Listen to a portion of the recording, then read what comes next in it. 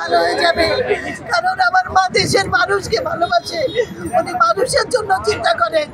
আমাদের নেত্রী এমন একটা নেত্রী যিনি আপসহীন হিসাবে, আপসহীন নেত্রী যিনি কোনোদিন অন্যায়ের সাথে আপোষ করেননি।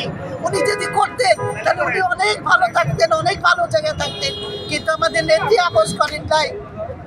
উনি কোনোদিন কারোর সাথে কোনো খারাপ উচ্চস্বরে কোনো খারাপ কথা বলেন নাই।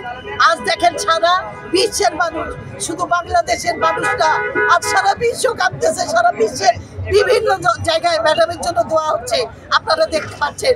আমি আমার ভাইদের সবাইকে অসুস্থ অবস্থায় তারেক রহমান তার মায়ের কাছে আসতে পারছেন না, একজন সন্তানের জন্য এটি আসলে কতটা বেদনাদায়ক, আপনার কি মনে হয়? এটা বলার অপেক্ষা রাখে না যে তারেক জিয়া যে ভাইয়া আমাদের, উনি বিদেশে, ওনার ভাইটাকে হারালেন, দেখতে পাননি। ওনার মা অসুস্থ, আপনারা আপনাদের জায়গা থেকে চিন্তা করেন, আপনার মা অসুস্থ হলে যে সন্তান এত দূরে থাকে, তিনি আর মায়ের পাশে আসতে পারতেছেন না, তার কি ধরনের কষ্টটা হচ্ছে, এটা যারা জানে মা ছেড়ে বাইরে তারা অনুভব করবে। ইনশাল্লাহ আমাদের তারেক যে আসবেন, তার মা মৃত্যুর সাথে বাঁধা লড়ছেন, তারেক জি অবশ্যই চলে আসবেন, আমাদের তারেক জি আসবেন, আমাদের তারেক জি আসবেন এবং আমাদের দেশ নেত্রীকে ইনশাআল্লাহ আল্লাহ পাক সুস্থ করে দিবেন। এতগুলো মানুষ হাত তুলতেছে, এতগুলো মানুষ কাঁদতেছে, যার জন্য আপনারা চারিদিকে চেয়ে দেখেন।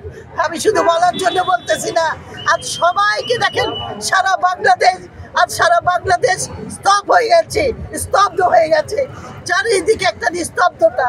কিসের জন্য? ম্যাডামের জন্য। সবাই কষ্ট পাচ্ছে, সবাই দোয়া করতেছে। আপনারা মিডিয়াতে কাজ করেন, আপনারা আমার ছবি তুলতেছেন, আমার কথাগুলো শুনতেছেন, আপনারা আপনাদের বুকে হাত দিয়ে বলেন আপনারা কষ্ট পাচ্ছেন না?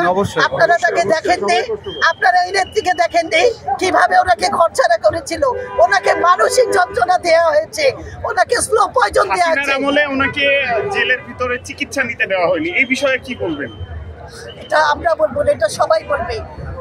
ওনার সাথে যে ধরনের আচরণগুলো করা হয়েছে, তিনবারের প্রধানমন্ত্রী, একজন শহীদ রাষ্ট্রপতির ওয়াইফ, একজন সেনা প্রধানের ওয়াইফ, তার কি চিকিৎসা সেবা পাওয়ার অধিকার ছিল না?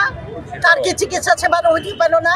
তাদের মন্ত্রী মিনিস্টাররা, তাদের পার্টি নেতারা একটু কিছু হলে, সামান্য জ্বর হলেই বাইরে ছুটে, সেখানে কি আমাদের ম্যাডামের সে অধিকার ছিল না? উনি প্রোটোকল অনুযায়ী তিনবারের প্রধানমন্ত্রী, উনি অটোমেটিকলি সেটা পেতেন, ওনাকে যেতে দেওয়া হয় নাই। এবং তারপরে ষড়যন্ত্র করা হয়েছিল যে ওনাকে যদি পাঠানো হয় একবার আর ঢুকতে দিবে না, এই ধরনের ষড়যন্ত্র হয়েছিল অনেক।